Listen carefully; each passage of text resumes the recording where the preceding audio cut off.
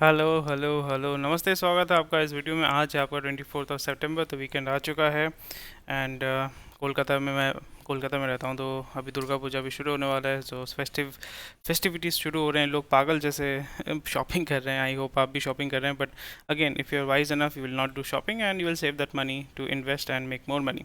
चलिए, कोई बात नहीं है। अगर आप इस चैनल पर नए हैं तो लाइक शेयर सब्सक्राइब कर दीजिए। अगर आप इस चैनल पर ऑलरेडी हैं तो फिर लाइक तो कर दीजिए इस वीडियो को, क्योंकि लाइक करने से जो है ज़्यादा से ज़्यादा लोगों तक ये वीडियो पहुंचता है। So it helps us a lot. उसी के साथ साथ अगर आप कोई भी क्वेश्चन क्वेरी करना चाहते हैं तो हमारे टेलीग्राम ग्रुप के साथ आप ज्वाइन कर सकते हैं। नीचे डिस्क्रिप्शन में लिंक दिया हुआ रहेगा। अगर आप इस चैनल को सपोर्ट करना चाहते हैं तो हमें आप फाइनेंशियली सपोर्ट भी कर सकते हैं। आज का जो न्यूज़ है, आज ज़्यादा एक्चुअली न्यूज़ है नहीं, पर again market is going down.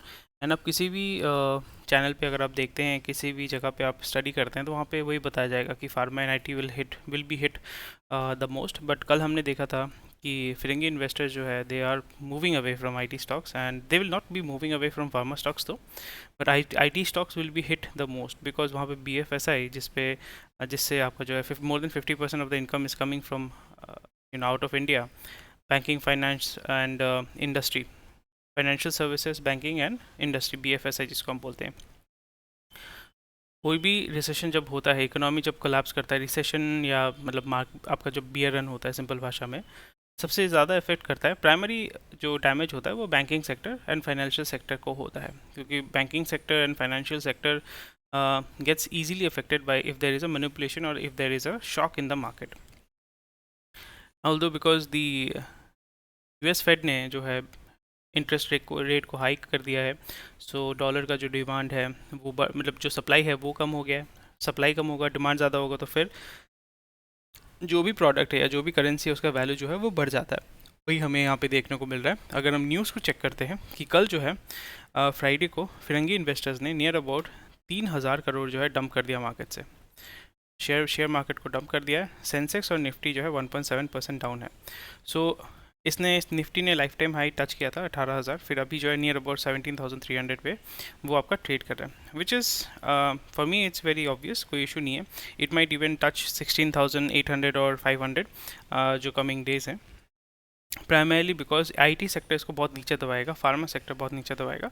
But हमने ये भी देखा है कि फिरंगी इन्वेस्टर्स जो है they will not be moving the money out of India, मतलब जो इंडियन मार्केट्स है, सॉरी, जो इंडियन मार्केट्स है, they will not be moving the money out of India. That shows that there is no other alternative. वो भी मजबूरी से जो है अभी यहाँ पे दूसरे स्टॉक्स में जो है वो इन्वेस्ट करने वाले हैं। दूसरे स्टॉक्स कौन से? यहाँ पे आपका ऑटो स्टॉक्स हो गया।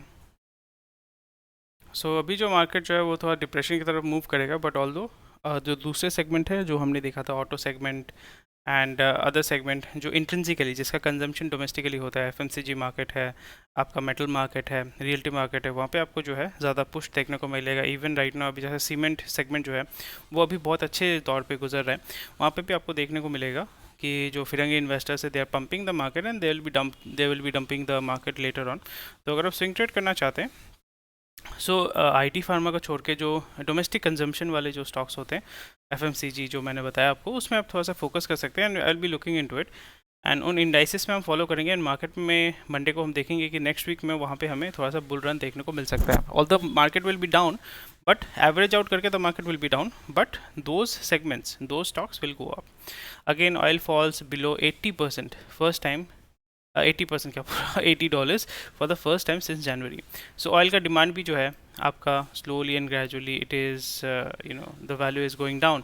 एंड यहाँ पे ये होगा कि ओपेक जो है, यानी oil producing countries of gulf जो है, वो क्या करेंगे, वो भी आपका सप्लाई काटना शुरू करेंगे, बिकॉज वहाँ पे डिमांड बढ़ाना पड़ेगा। डिमांड सप्लाई कम करेंगे, डिमांड बढ़ेगा तो प्राइस भी बढ़ेगा। So it's a very bad thing for Indian economy and also those economy जिनके पास फॉरेक्स रिजर्व्स कम है, प्राइमरी पाकिस्तान, श्रीलंका, इनका हालत ख़राब होने वाला है। एंड आपको समझना पड़ेगा why it is very dangerous to have a standard currency. Dollar standard बोलते हैं ना, डॉलर स्टैंडर्ड करेंसी होने से कितना प्रॉब्लम होता है, how a single country can manipulate the global economy and destroy the global economy and destroy the countries. तो इस जगह पे अगर आपका इंटेंसिकली अगर आप उसको सेव कर पाते हैं तो बहुत अच्छी बात है। अगर हम यहाँ पे देखते हैं कि रुपी ने जो है 2022 में अराउंड 8% जो है अपना वैल्यू लॉस्ट किया है against dollar, which is quite dangerous to be honest, because पहले पिछले साल जो भी आपको देना पड़ता था $1 के लिए, अभी उससे 8% जो है आपको ज़्यादा देना पड़ता है, which is very high when you compare it. Although जब आप इंपोर्ट कर रहे हैं तब बहुत अच्छी बात है, बट जब आप एक्सपोर्ट करते हैं बहुत अच्छी बात है, बट जब आप इंपोर्ट करते हैं ये बहुत ही डेडली हो जाता है। एंड प्राइमरली बिकॉज हमारा 85% of the crude oil is coming from outside, हम उसको इंपोर्ट करते हैं, आयात करते हैं, और हमारे 50% of the gas requirements is imported. It is very deadly. ठीक है, तो इस पे जो है गवर्नमेंट काम कर रही है। अगेन हमारे जो प्यारे मित्र हैं यहाँ पे हमें काम करना पड़ेगा उनके साथ। जैसे रशिया जो है ये बहुत अच्छा चीज़ है, हमारे पास बैकअप है। And also after a point of time we are going to run out of, और we may run out of forex reserves, तो वहाँ पे हमें रशिया से ही लेना पड़ेगा। हम ओपेक से जो है अफोर्ड नहीं कर पाएंगे, बिकॉज ओपेक जो है Saudi these countries are not going to get rid of the dollar standard. So very important phase for Indian economy right now, but I think घुमा फिरा के इंडिया के लिए बहुत अच्छा होगा ये। न्यू चिप SOP स्ट्रक्चर में deliver quick wins experts.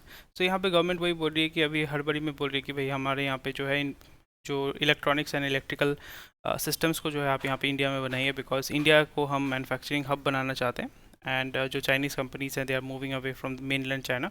Mainland China, Hong Kong अलग चीज़ होता है। Hong Kong is the basic, Hong Kong को इसलिए बनाया गया है कि वहाँ से जो है फाइनेंशियल ट्रांजैक्शंस होते हैं, बट काम जो होता है मेनलैंड चाइना में होता है। तो गवर्नमेंट ने आपका 76,000 करोड़ का जो है एक इंसेंटिव अनाउंस किया है। वहाँ पे जो जो डिटेल्स आपको देखने को मिलेगा, उससे इससे फ़ायदा ये होगा कि हमारे यहाँ पे जो कंपनीज़ हैं सारे जो है जॉइंट वेंचर में ही काम करेंगे। जैसे वेदांता का आपने देखा था जॉइंट वेंचर में काम करेंगे फॉक्सकॉन के साथ। So that's about it. India can have 2 strong global airlines. So जैसे आपने देखा कि हमने क्या देखा, स्पाइस जेट ख़त्म हो चुका है। And SpiceJet will, if it works properly, if it manages its resources properly, I think after 2-3 years we can see SpiceJet coming back, because it's like phoenix. वो ashes, मतलब इसको Phoenix का एक कहावत है ना, कुछ है, it rises from ashes. So spice jet can do that. I think अगर मैनेजमेंट अच्छा होगा तो कर पाएंगे। बट इंडिया में प्राइमरी 2 एयरलाइन होंगे। एक होगा Indigo which will be dominant, next will be Tata. Tata कैसे करेगा, विस्तारा, एयर इंडिया, फिर आपका एयर एशिया, इसको तीनों को क्लब करके they will have the second largest market share. और वही है, वही काम करने वाले, कल हमने डिस्कस किया था इसके बारे में। सो या that's about it. MOS IT backs moonlighting. So minister of state for electronics Rajeev ने बोला था कि companies that try to prevent staff from working on their own startups और consulting for other firms are undertaking. ये तो मतलब normal सी बात है ना। जैसे मैंने बोला कि if you have this slave driver mentality, आप कुछ नहीं कर पाओगे। And I think this is quite a mature statement from the minister of state for electronics and IT। Very mature statement actually. इसमें ख़राब कुछ नहीं है, and I think it's a very mature statement. Tata steel to merge 7 metal and mining group companies with itself। Tata steel, long products, tin plate, Tata Metalics, India steel, Tata. So ये सारे जो है एक साथ मर्ज हो जाएंगे टाटा स्टील के साथ, because Tata steel is kind of struggling. Although इसका जो है अभी अपना जो बैलेंस शीट या कैश फ्लो जो है उसको इम्प्रूव करना चाहते हैं। So they will be putting them all together. So इसमें फ़ायदा ये हो जाता है कि एक ही अम्ब्रेला के नीचे ये सारे जो कंपनीज़ हैं वो काम करेंगे, रेवेन्यू भी आप कंसोलिडेट कर पाओगे, एक साथ आप लेके आ पाओगे। तो फिर फ़ायदा ये होता है कि मैनेजमेंट बिकम्स मच ईजियर। फिर आप बैलेंस शीट जब शो करेंगे स्टॉक मार्केट में, it will show that okay this company is bullish, इसका रेवेन्यू ग्रो हुआ है। This is quite funny to be honest. Urban Naxals hindering India's development, prime minister. So आपको समझना पड़ेगा जब प्राइम मिनिस्टर कुछ बोलते हैं, so it has a very huge ripple effect. इसलिए हमारे जो प्राइम मिनिस्टर है वो आपके टेलीप्रॉम्प्टर दे के इसलिए बोलते हैं। मेन रीज़न इज़ कभी भी अगर कोई स्लिप ऑफ टंग कुछ निकल जाता है, then it can be used, it can cause actually riots, दंगा हो सकता है, लॉ एंड ऑर्डर सिचुएशन बहुत ख़राब हो सकता है, and he knows that very well.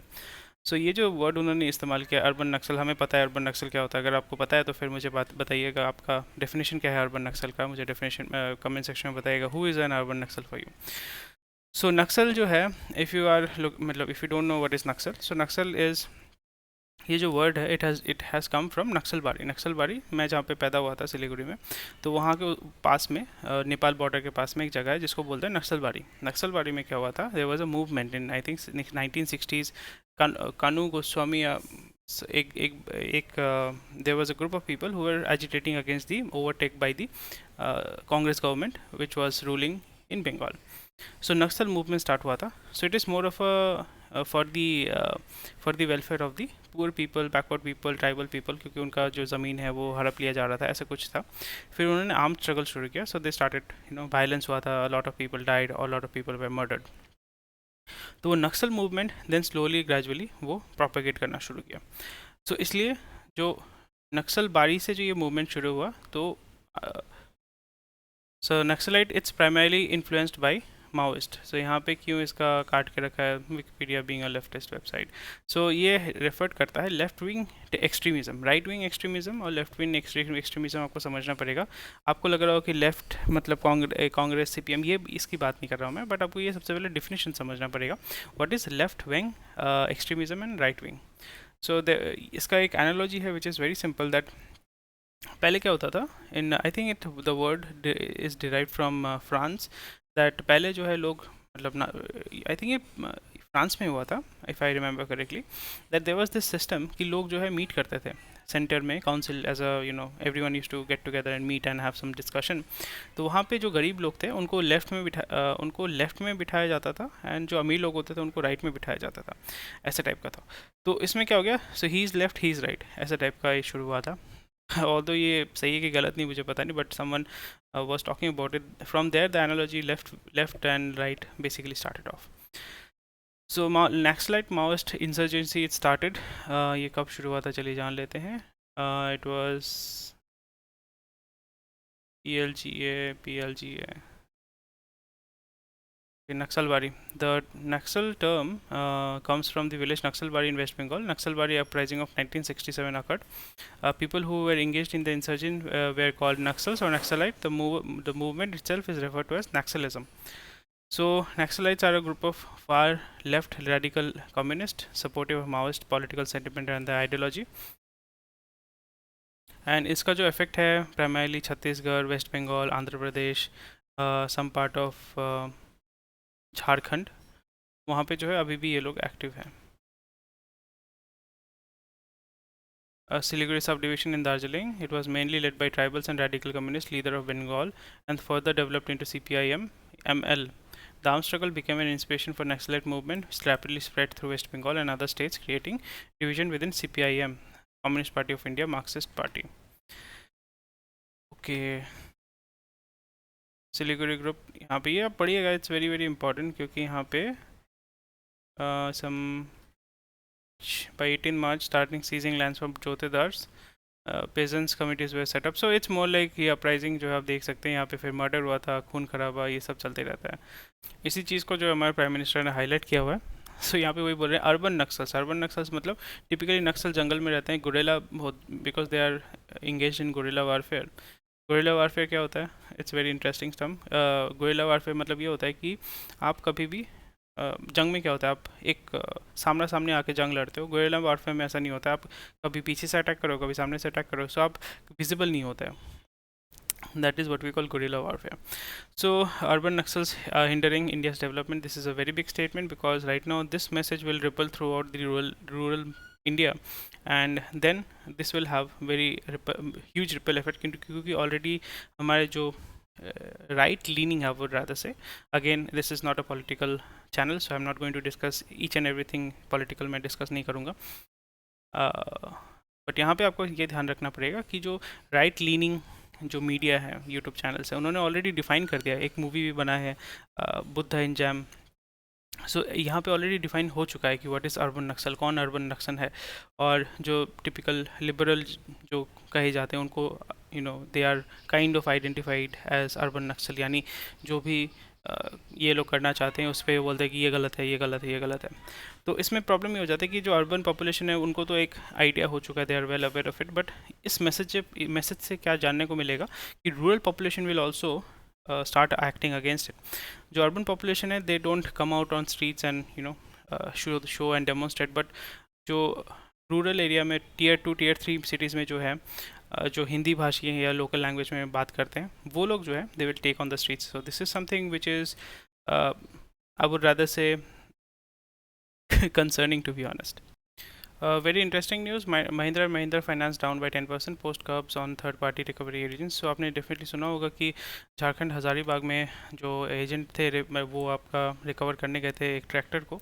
वहाँ पे जो मालिक थे जिन्होंने लोन लिया था, उनकी बेटी थी 27 साल की, जो प्रेग्नेंट थी, उनके ऊपर ट्रैक्टर चढ़ा दिया।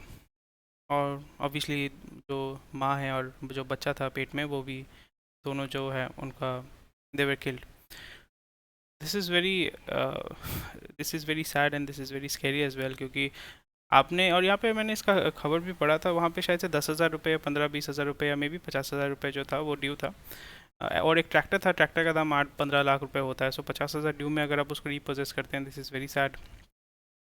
सो रेपो जो बोलते हैं इसको, यूएस में रेपो बोलते हैं। सो वहाँ पे जो होता है ऐसे बाई फोर्स करते नहीं है, क्योंकि वहाँ पे लॉ इन्फोर्समेंट भी जो है इन्वॉल्व रहते हैं। बट इंडिया में क्या है कि सब चलता है। सो प्राइमरीली जो आप बोल सकते हो कि बाउंसर्स या ये इन लोगों को इन काम में लगाया जाता है। आपको ये समझना पड़ेगा, यूएस में क्राइम रेट एक्चुअली कम है। To be honest, crime rate कम है because people there have right to bear arms. सबके पास पिस्टल है, राइफल है। राइफल नहीं होता है, पिस्टल होता है सबके पास। सो अगर रेपो करने आते हैं, मतलब आप उसको यूज़ कर सकते हो। You can shoot someone, you can kill, और you can save yourself. Primary defend करने के लिए, मारने के लिए नहीं, बट डिफेंड करने के लिए यूज़ करना चाहिए। इंडिया में प्रॉब्लम ये है दैट जब राजा महाराजाओं का ज़माने में सबके घर में जो है अस्त्र शस्त्र होता था, हम अस्त्र पूजा भी करते हैं। और अभी जो है, because we have become so much domesticated that हमारे पास कोई अस्त्र नहीं है, हमारे पास कोई शस्त्र नहीं है, अस्त्र को हम इस्तेमाल नहीं कर पाते हैं। तो इस जगह पे बहुत बार क्या होता है कि आपको लोग दबाते हैं, लोग आपके ऊपर आक्रमण करना चाहते हैं।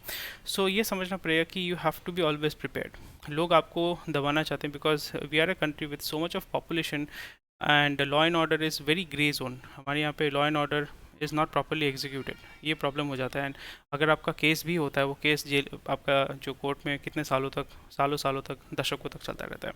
सो इस जगह पे वही होता है कि जैसे मैंने कहा कि फॉर एग्जांपल जिनसे ये लोग रिपोजेस करने गए थे, अगर वहाँ पे 20 लोग रहते हैं, अगर 20 लोग रहते तो आप क्या रिपोजेस कर पाओगे? कुछ नहीं कर पाओगे। पर यहाँ पे उन्होंने देखा कि आप बाप है और बेटी है, क्या ही कर लेंगे, चलो चढ़ा देते हैं। सो ये एक हो जाता है उस पॉइंट जब ये होता है। सबका एड्रेनलिन बहुत हाई लेवल पर रहता है। एड्रेनलिन जब हाई रहता है तो आप बहुत सारे गलत डिसीजन लेते हो। गलत डिसीजन, एड्रेनलिन का मतलब होता है कि जब आपने कभी सांप देखा तो आप में अचानक से एनर्जी आ जाती है भागने के लिए, उसको कहते हैं एड्रेनलिन। तब आपका ब्रेन काम नहीं करता, आपके रिफ्लेक्स काम करना शुरू करते हैं। सो इसलिए आप देखोगे ना कि बहुत बार जो होता है, एक्सीडेंट जब होता है, लोग बहुत डर जाते हैं, शॉक हो जाते हैं, बॉडी कांपता रहता है। It is not because of shock, but body is producing so much of adrenaline that your body is kind of आपका कांपता रहता है आपका बॉडी। सो ये चीज़ है। सो अगेन ये रीपोजेसिंग जो है यहाँ पे लॉ एंड ऑर्डर को हम, मतलब जो लॉ एंड ऑर्डर इन्फोर्समेंट है उनको डेफिनेटली इंश्योर करना चाहिए, बताना चाहिए। बिकॉज आज मतलब जो कस्टमर है उसके ऊपर ट्रैक्टर चला दिया गया, कल जो है, अभी ये सब न्यूज़ पढ़ने के बाद जो है लोग थोड़ा सा प्रिपेयर रहेंगे, आर्म्ड रहेंगे, और जो भी उनके पास आएगा, so there will be huge amount of violence which might happen. क्योंकि वही बोलेंगे ना कि वहाँ पे उसकी बेटी के ऊपर ट्रैक्टर चला दिया है, तो मेरे घर का आदमी मरेगा, उससे अच्छा है कि मैं दूसरे को ही मार दूँ। वो एनालॉजी अगर हम समझें, और केस तो चलता ही रहता है, केस तो चलता ही रहता है। तो ये बहुत ही एक डेंजरस प्रेसिडेंट है, बिकॉज जैसे मैंने बताया कि हर एक चीज़ का जो है रिपल इफेक्ट होता है। इसका भी एक रिपल इफेक्ट होगा, और होए, मतलब अभी हो रहा है। स्टॉक मार्केट में सेंटिमेंट बहुत नेगेटिव है, बट रूरल एरिया में जहाँ भी ये सारी चीज़ें होती हैं, वहाँ पे इसका इफेक्ट और भी बहुत हाई डिग्री में एक्सपोनेंशियली होता है। So these companies, finance companies has to figure out, and the government has to figure out that okay, आप थर्ड पार्टी या जिसको आप मॉनिटर नहीं कर सकते हैं वैसा काम मत करें। जब भी आप डिपोजेस करने जा रहे हैं, आप नोटिस भेजिए, नोटिस भेजने के बाद लॉ इन्फोर्समेंट के साथ आप जाइए। तो लॉ इन्फोर्समेंट या पुलिस जो भी रहेगा, तो एटलीस्ट सबके सामने अगर होता है तो ऐसा कारनामा नहीं होगा, ऐसा कारनामा नहीं होगा। एंड ऐसा कारनामा अगर होता है, it will be dangerous for, because आप सोचो ना कि यहाँ पे जिसने मार डाला है, ठीक है, वो तो जेल जाएगा ही जाएगा, पर वो लोग तो जेल जाएंगे, ठीक है। वो कंपनी जिसने इन लोगों को भेजा था वो भी शायद से बंद हो जाएगा। पर यहाँ पे जो लोकल जो सोसाइटी है जहाँ पे ये कांड हुआ है, वहाँ पे अभी जब भी कोई भी अच्छे इंटेंशन से ही आएगा होगा, लोग उसको घेर घेर के बहुत कुछ कर सकते हैं। एंड आपने डेफिनेटली देखा होगा हमारे मतलब जैसे मैंने बताया कि एड्रेनलिन जब हाई होता है तो ये लिंचिंग, ये सब जो है बहुत इट्स वेरी सैड दो, बट ये सारे होते हैं बिकॉज ऑफ दिस कि लोग, सोचिए कि आपने 10 लोगों को घेर के रखा हुआ है, और 10 लोगों को मे बी 60 लोगों ने घेर के रखा हुआ है। जस्ट आपको एक चिंगारी ऐसी होती है ना कि आपको just you just need a spark, और किसी ने कुछ कर दिया, 60 लोग अगर 10 लोग के ऊपर हावी हो जाते हैं तो आपको पता है क्या रिजल्ट होने वाला है। एंड उस टाइम में क्या होता है, जैसे मैंने बताया कि people do not have sense कि इसको सर पे मार रहे हैं, मर जाएगा, हैमरेज हो जाएगा, या इसको मतलब आप समझ रहे हैं ना। तो this is very very dangerous, and again the reason I am discussing this is how these small small incidents can drag down the whole company. और वही चीज़ हम देख रहे हैं कि एक छोटा सा इंसिडेंट, मैं छोटा नहीं बोल रहा हूँ, बट ये इंसिडेंट जिसपे कंपनी का डायरेक्ट कंट्रोल, क्या उनको कैसे पता होगा कि आज कोई मरने वाला है या किसी को मर्डर करने वाला है। But as this kind of an incident actually can bring down an whole company. It's not about 10%, but it can bring down the whole company. So please be aware of this. So ऐसा जब भी आपका होता है, although this stock might recover back because the Mahindra group has the name, और फिर वो जाएंगे कुछ कंपेंसेशन देंगे, ब्ला ब्ला ब्ला, कुछ पीआर ये सब करने वाले हैं, but that will not bring back the person who is dead. Though two people died here. So this is something, when you are in the stock market, you have to make sure that these are the black swan events जो हमने Naseem Nicholas तलेब का जो book है definitely आपको पढ़ना चाहिए, anti fragility, black swan, ये सब आपको डेफिनेटली पढ़ना चाहिए। तो these are the black swan events, once in a blue moon ऐसे कुछ इवेंट्स होने वाले हैं जो पूरे कंपनी को नीचे खींच के लाते हैं। Paytm among most compelling growth stories, says Goldman. So again यहाँ पे कंपनी जो है पेटीएम तभी डेवलप करेगा because slowly and gradually it will become a loan giving company, and which is it is doing. Payment से इनका कुछ पैसा, मतलब पेमेंट गेटवे से कोई पैसा नहीं आने वाला है इनका। Reliance arms inks deal to buy 20% in US solar tech firm. So यहाँ पे 97 करोड़ का इन्होंने लिया है। सो प्राइमरली वो क्या करेंगे, जो आपका टेक्नोलॉजी है they will bring back to India, and they will try to do the same Jio वाला थिंग कि मास प्रोड्यूस करके throughout India solar panel सबके घर में लगेगा टाइप का, जैसे हर सबके घर में जियो सिम है उसी तरीके से सबके घर में सोलर पैनल लगेगा। तो बिजली का खपत जो है वो कम हो जाएगा इंस्टॉलमेंट में। यहाँ पे सबसे ज़्यादा फ़ायदा ये होगा कि एनबीएफसी, ये सारे जो कंपनीज़ हैं जो ईएमआई में सोलर पैनल सेल करेंगे उनका भी फ़ायदा होगा। Manufacturing hub, semiconductor, manufacturing wafer, solar panel का जो भी हमने देखा था पीएलआई स्कीम के अंडर जो बिजनेस शुरू हो रहे हैं, सो उनको भी फ़ायदा मिलने वाला है। So I think this is a very positive thing. Technology will be imported from America and it will be mass produced in India, may be in China और India, and all over India Reliance जो है इसको sell करेगी and they will dominate the market. UK's biggest tax cut since 1972 prompt crash in pound. So yeah, ये तो होने ही वाला है, गिरने वाला है, कर रहे हैं, बट इसका इफेक्ट होने वाला है। Russia commences annexation vote on occupied Ukraine, ये हमने ऑलरेडी देखा था। आप डिनाउंस कर सकते हो, इलेजिटिमेट बोल सकते हो, वेस्ट बोल सकता है, पर कुछ कर नहीं सकता है। That's what we can see. जब भी आप इसको ऑटोनोमस बॉडी पर के अगर मतलब कर दोगे ना, उसमें ये होने वाला है कि रशिया जब आएगा फिर they will fight, and Russia will say that we are supporting these people because they are fighting for their rights. आप समझ रहे हैं ना, आप समझ रहे हैं ना, the way that US does the same thing Russia is doing. World market continues to plunge, वो तो गिरने वाले, stock market stumbled, pound crash किया, सब कुछ क्रैश करेगा, सिर्फ डॉलर ही जिंदा रहेगा, और डॉलर भी कुछ दिन बाद गिरेगा, फिर जो है रुपी जिंदा रहेगा। Eurozone likely entering recession as price rises hit demand.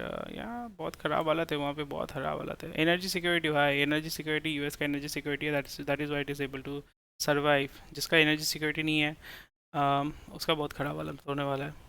चलिए अभी हम चले जाते हैं बिजनेस स्टैंडर्ड में, बिजनेस स्टैंडर्ड में जाके चेक करते हैं पॉजिटिव स्टेप बाय एलआईसी, क्योंकि अभी जो इंश्योरेंस इंडस्ट्री जो है वो स्लोली एंड ग्रेजुअली इंडिया में ग्रो करेगा, एंड एलआईसी बोल रही है 40% जो है यहाँ पे वो अपना एजेंट बढ़ाएंगे, which is a positive thing. Although इनका मार्केट शेयर जो है नियर अबाउट आई थिंक 67% है। सो वो ग्रो नहीं करेगा, मार्केट शेयर ग्रो नहीं करेगा, बट मार्केट का वॉल्यूम, इंडस्ट्री का वॉल्यूम ग्रो करेगा। सो उसमें अगर आप 67% 70% अगर होल्ड करके रख पाते हैं, that's a huge achievement. Rupee breaches 81 versus dollar before RBI steps in. जैसे मैंने बताया कि इट विल फॉल टू 82 तक तो फॉल करेगा, फिर उसके बाद 82 83 पे फॉल करेगा, फिर उसके बाद जो है रिकवर करने वाला है, एंड हमारे जो फॉरेस्ट रिजर्व्स हैं वो ख़त्म होने वाले हैं, that will go off, and इस जगह पे जो है RBI will be like you know we can not support rupee any more, and let rupee fall, and उसका जो होता है ना कि जो हमने देखा था, I am giving an example, that is जब हमारे यहाँ पे पेट्रोल के ऊपर वो सब्सिडी वाला जो फेस था वो जब हटा दिया गया था, हमने देखा था that there was a free fall और rather you know huge spike in the prices of petrol and diesel, which after a point of time became very normal. तो अभी जो है वो शॉक, वो रिपल इफेक्ट हमें उतना फील नहीं होता है, that is the reason. So after a point of time when the forex reserves will go down, the RBI will primarily say that we cannot afford to sell more and more dollar to support the rupee. So what we will be doing here is let rupee find its own intrinsic value. And जब ये phase होने वाला है, we can see that rupee will fall near about 85-57 and then it will bounce back, because then we'll be dealing with for our energy security, we'll be dealing with Russia, we'll be dealing with Iran in their own currency. So dollar का requirement हमारा कम हो जाएगा, but इसमें फ़ायदा ही हो जाएगा, will be exporting and getting money in dollars. IT sector, pharma sector will grow, and it will bring huge amount of money or dollar in India. And in terms of energy security, we will not be paying in dollars. So from that point of view, हमारा जो requirement of dollar will go down, and then rupee will actually find its value. Future of learning, edtech, startups, hybrid, tilt. So again, from my point of view, because I'm in the same segment as well, so यहाँ पे जो है physics वाला, Byju's, everyone is working, बहुत अच्छे काम कर रहे हैं, but यहाँ पे the biggest success example is Alan and आकाश. तो आपको समझना पड़ेगा कि ब्रांड वैल्यू जो बहुत चलता है और ये ब्रांड वैल्यू पे ही काम कर रहे हैं, बट यहाँ पे मेन प्रॉब्लम हो जाता है that you have to, student जो होते हैं, एक होता है एडल्ट एजुकेशन, एक होता है स्टूडेंट एजुकेशन. स्टूडेंट एजुकेशन मतलब वो करिकुलम बेस्ड होता है और वो एग्जाम पास करने के लिए पढ़ाई लिखाई करते हैं. तो वहाँ पे जो चीज़ आपको ध्यान रखना पड़ेगा, हाउ यू कैन पीट के मार के उसको सिखाना है. जो हमारे पहले जो होता था ना ट्यूशन में, पीट के मार के इसको डंडा मार के सिखाया जाता था. और अभी वो डंडा तो नहीं मार सकते, पर वहाँ पे क्या होता है कि आपको इस तरीके से मैंने घुट्टी पिलाई जाती है कि आप जो है पास कर जाओगे. वही चीज़ जो आपको देखने को मिलेगा. सो इसमें ज़्यादा इम्पैक्ट आप क्रिएट नहीं कर सकते. एनिमेशन वीडियो ये जो कुछ भी दिखाओगे, there are certain 20% of students they actually learn and they understand the whole thing, and the rest of the 80% of the student उन लोग को चाबुक मार के सिखाया जाता है. And that is why the education system is so useless in India. हम जो है वहाँ पे क्लर्क तैयार करते हैं rather than innovative people, talented people. Talent को हम ख़त्म कर देते हैं. एडल्ट एजुकेशन में क्या होता है कि एडल्ट एजुकेशन में मेन ऑब्जेक्टिव होता है कैसे जॉब मिलेगा, because there are more job seekers than job creators. वहाँ पे होता है कि आप ये कर लो जॉब मिल जाएगा, ये कर लो वो जॉब मिल जाएगा. सेम यहाँ पे भी ये कर लो आपका नीट क्लियर हो जाएगा, ये कर लो जेई क्लियर हो जाएगा, ये कर लो पास हो जाओगे. क्या सीखोगे वो इंपॉर्टेंट नहीं है, बट पास हो जाओगे, क्लियर कर लोगे. तो इस मैंटेलिटी को लेकर जब भी आप चलते हैं, सो यहाँ पे आपको इस तरीके से पैकेज करना पड़ता है कि यहाँ पे जो हमारे इसलिए आप देखोगे ना कि जो ऑल इंडिया रैंकिंग जो होता है उसमें नंबर 1 जो है वो हर जगह उसने पढ़ाई लिखाई किया, क्योंकि उसको एक्स्ट्रा पैसा मिलता है कि उसने यहाँ पे भी पढ़ाई किया, उसने वहाँ पे भी पढ़ाई किया, उसने 10 कोचिंग सेंटर में पढ़ाई लिखाई किया. सो अगेन आप जो है यहाँ पे होप सेल करके, और होप सेल करना बहुत ईजी होता है, result is not important. Same goes for insurance. I might be fumbling here little bit, because for example हमारे यहाँ से ऑल इंडिया टॉपर निकल गए हैं. आपके बेटे ने शायद से अच्छा स्कोर इसलिए नहीं किया होगा, वो पढ़ाई लिखा नहीं करता, हमारा गलती थोड़ी है. So this is how it works, and the education system is like this, and it's a billion dollar business. So that's about it, and diabetes will become the biggest pandemic or epidemic after COVID. तो इसलिए मैं आपको बार बार कहता हूँ कि please exercise कीजिए, चीनी कम खाइए, कार्बोहाइड्रेट कम खाइए, कंज्यूम ज़्यादा कम कीजिए, धूप में थोड़ा सा जाइए, वर्कआउट कीजिए, एक्सरसाइज कीजिए, योगा कीजिए, खाना पीना कंट्रोल कीजिए. नहीं तो आप मतलब एक बार डायबिटीज़ हो गया, so it's going to pharma company का तो फ़ायदा होगा, हेल्थ केयर सेक्टर का बहुत फ़ायदा होगा, पर आपका फ़ायदा नहीं होगा, आपका फैमिली का लॉस होगा एंड इकोनॉमिक का लॉस होगा. Anyway, thank you for watching this video. बहुत लंबा वीडियो हो गया, so take care, bye bye, I will see you tomorrow. I might be speaking little bit off topic, and अगर आपको उसमें अगर लगता है कि क्या बोल रहे हो आप, तो फिर मुझे कमेंट में बताइएगा. I will try to keep it very specific. Anyway, thank you for watching this video. Take care, bye bye, जय हिंद.